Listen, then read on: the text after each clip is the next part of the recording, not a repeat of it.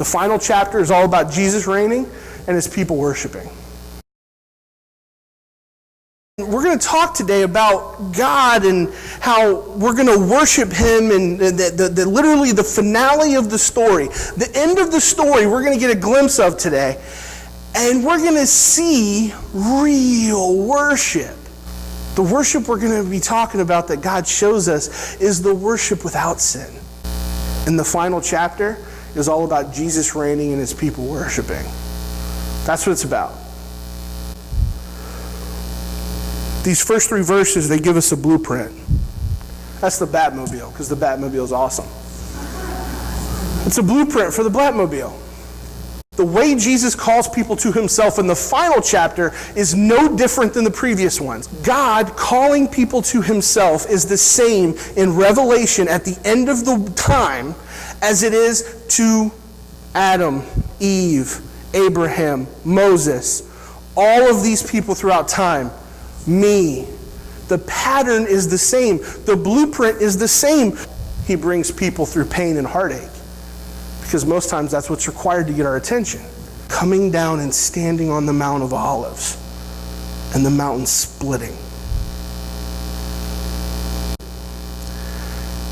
If that's true, we can stop right here, and that changes your Monday. In the final chapter, Jesus is recognized finally as the king over all. God has removed all false religion. Remember, we covered that last week.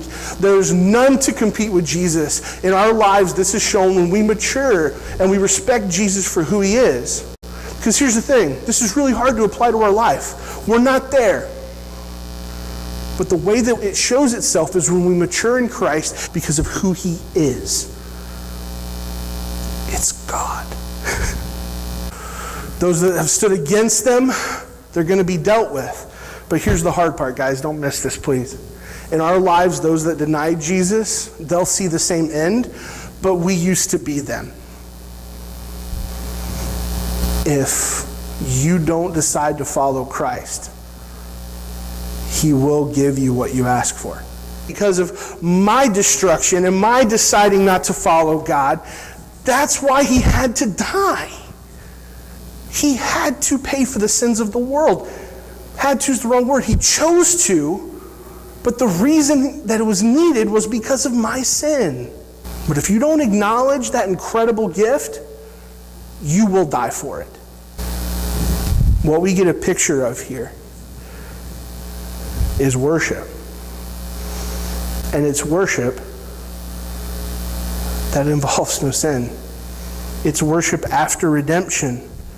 And the point is that the final chapter ends with God's people worshiping him due to his holiness. And build a tent and live in a tent? I don't want to camp in heaven. I want to have a sweet recliner and just chill out.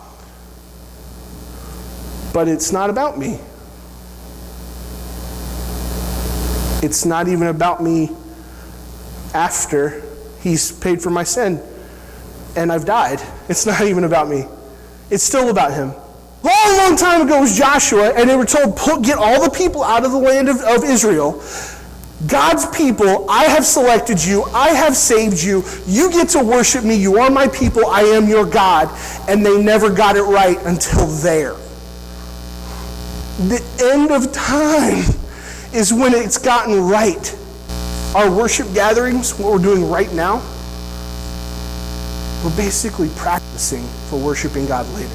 How many times have you talked to somebody and you know they're running from God?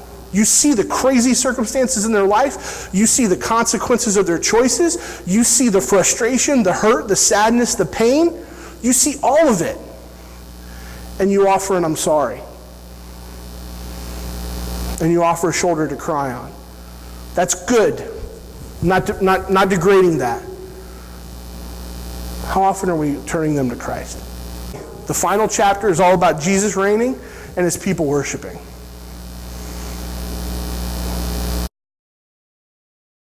The final chapter is all about Jesus reigning and his people worshiping.